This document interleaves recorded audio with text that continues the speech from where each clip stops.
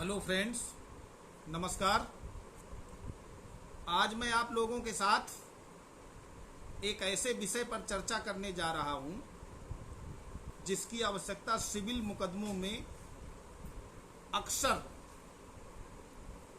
किसी किसी मामले में पड़ जाती है। विषय इस प्रकार है कि अगर किसी मुकदमे में वादी या प्रतिवादी में से कोई एक या तो अवयस्क है, माने बालक है, जिसकी उम्र अभी 18 वर्ष पूरी नहीं हुई है, वयस्कता उसने प्राप्त नहीं की है, और या तो वो विकृत चित्त है, माने पागल है। तो ऐसी स्थिति में उस वाद को कैसे दाखिल किया जाए या कैसे आगे बढ़ाया जाए। मान लीजिए कोई मुकदमा दाखिल है, वादी ने किसी ऐसे व्यक्ति को प्रतिवादी बना दिया है जो व्यक्ति अभी अवयस्क स्थिति में है या विकृत चित्त है, पागल है। तो उस मुकदमे की प्लीडिंग आप कैसे करेंगे? चूंकि पागल या अवयस्क के विरुद्ध अगर कोई डिक्री हो जाती है तो वो डिक्री शून्य है, उसको एग्जीक्यूट नहीं कराया जा सकता। इसलिए आज इस संबंध में हम चर्चा करेंगे। इस संबंध में सीपीसी में प्रोविजंस ऑर्डर 32 में दिए गए हैं, आदेश 32, जिसका शीर्षक है अवयस्क या विकृत चित्त व्यक्तियों द्वारा या उनके विरुद्ध वाद। या तो उनके द्वारा वाद दाखिल किया जाए या उनके विरुद्ध वाद लाया जाए। तो ऐसी स्थिति में हम क्या करेंगे? दोस्तों, आदेश 32 का नियम 1 ये कहता है कि विकृत चित्त या अवयस्क बिना वाद मित्र के वाद नहीं ला सकते। उनका जो वाद है वो वाद मित्र द्वारा लाया जाएगा, माने नेक्स्ट फ्रेंड, किसी अन्य व्यक्ति द्वारा। वाद मित्र की डेफिनेशन में ये आ जाएगा, कोई अन्य व्यक्ति जिसका अगर वो वादी का वाद मित्र बन रहा है, अवयस्क वादी का या विकृत चित्तवादी का, तो उस व्यक्ति का हित उसके विकृत चित्त या अवयस्क के हितों के प्रतिकूल नहीं होना चाहिए, माने उल्टा नहीं होना चाहिए।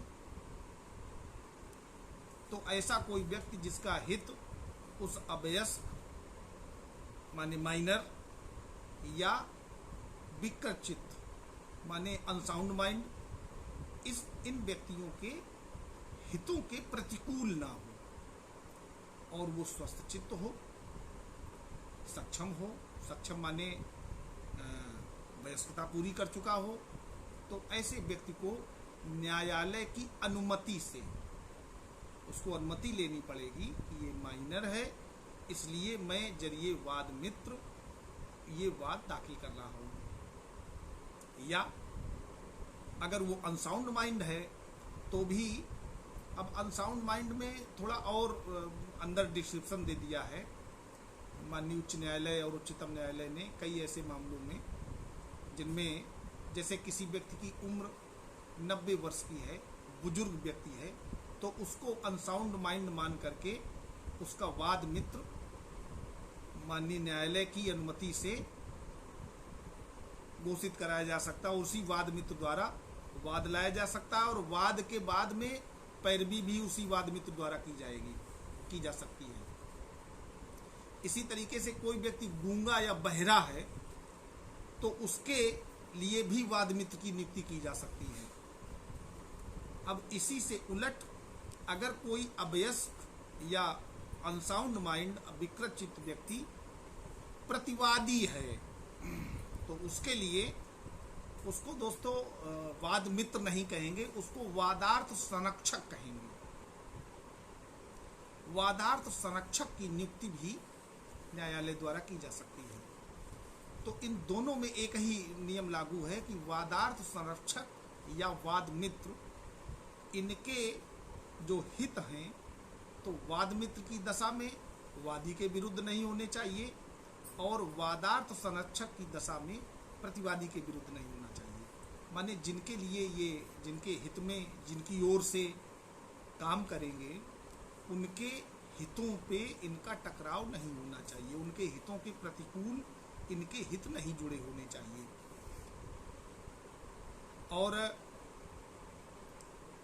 एक और विशेषता है, एक और बात है, विशेषता क्या है? बात जरूरी ये है कि ऐसे लोग अगर वादार्थ संरक्षक या वाद मित्र होने के बाद कोई ऐसा कार्य करते हैं जिससे वो संपदा किसी करार द्वारा या किसी विक्रय द्वारा या न्यायालय की बिना अनुमति के उसका किसी भी प्रकार से वो उसका डिस्चार्ज कर देते हैं, उसको ऐसी जगह उसका निपटान कर देते हैं उस संपदा का, जिस संपदा के सिविल वाद के लिए वो वादार्थ संरक्षक नियुक्त हुए हैं या वाद मित्र हुए हैं, तो न्यायालय ऐसी दशा में वादार्थ संरक्षक या वाद मित्र को हटा सकता है और उसकी जगह दूसरे व्यक्ति को नियुक्त किया जा सकता है। अवयस्क का वादार्थ संरक्षक प्राकृतिक रूप से, नैसर्गिक रूप से उनके माता पिता होते हैं, किंतु उनके ना होने की स्थिति में कोई व्यक्ति, जैसा मैंने पहले बताया, वो सक्षम हो और स्वस्थ चित्त हो, उसके हित उस अवयस्क के हितों के प्रतिकूल ना हो, उसको नियुक्त किया जा सकता है। अगर वादार्थ संरक्षक या वाद मित्र की दौरान सुनवाई बाद मृत्यु हो जाती है तो उस दशा में भी नए लोगों का सब्स्टिट्यूशन कराया जाएगा और वाद को आगे बढ़ाया जाएगा।